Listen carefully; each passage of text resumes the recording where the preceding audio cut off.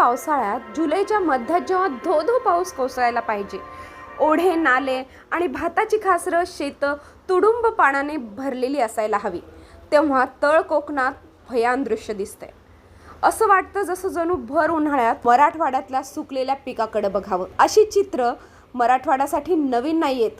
अशी जमीन भेगाळणं मराठवाड्याच्या नशिबी कायमच, पण कोकणात मात्र असं कधीच चित्र बघायला मिळत नव्हतं. दुर्दैवाने यंदा हे चित्र बघायला मिळतंय. हा व्हिडिओ आहे सिंधुदुर्ग जिल्ह्यातल्या तळेरे आणि वाघाची वाडी गावातला. आधीच 1 महिना मान्सून उशिरा आल्यामुळे भाताची लावणी लांबली होती, पण गेल्या आठवड्यात आलेल्या पावसात भाताची लावणी झाली, भात लावून निघाला. पण आता या काचरातलं पाणी गायब झाले. नुसतं पाणी गायब नाही तर जमिनीला भेगा पडायला लागल्यात. त्यामुळे शेतकऱ्याचं मनही भेगाळलंय. कोकणातल्या शेतकऱ्याला उन्हाळ्याशिवाय अशा जमिनीतल्या भेगा खायची सवय नाहीये, पण यंदाच्या पावसाळ्यात नवेभर पावसाळ्यात भाताच्या शेतात अशा भेगा बघायला मिळत आहेत. म्हणजे निसर्गाचे नक्कीच काहीतरी गंभीर संकेत दिसत आहेत. मायबाप सरकारपर्यंत हा व्हिडिओ पोहोचेल, सरकार त्यावर उपाययोजनाही करेल. पण जर भाताचं नुकसान झालं, भाताचे पीकच नाही आले किंवा ते जळालं, तर मात्र दुबार पेरणी किंवा दुबार लावणी करावी लागेल. याच विवंचनेत कोकणातला शेतकरी आहे.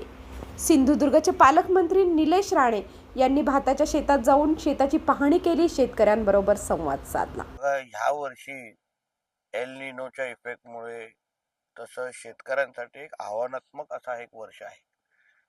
ज्या कधीच गोष्टी इतिहासामध्ये घडलेल्या नाही ते ह्या वर्षी आपल्याला अनुभवायला भेटत आहेत.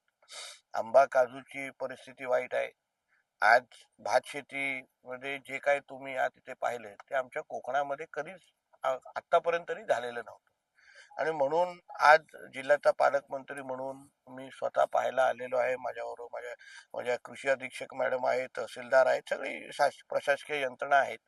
आणि त्या यंत्रणेकडून ह्या आमच्या शेतकऱ्यांना काय मदत करू शकतो, काय त्यांना सहकार्य करू शकतो, कुठल्या निकषामध्ये बसून ह्यांना मदत करू शकतो, त्या दृष्टिकोनातून आता आम्ही पावलं उचलू. शेवटी शासनाकडे पण असलेले नियम हे त्यांच्यासाठी ही परिस्थिती नवीन आहे.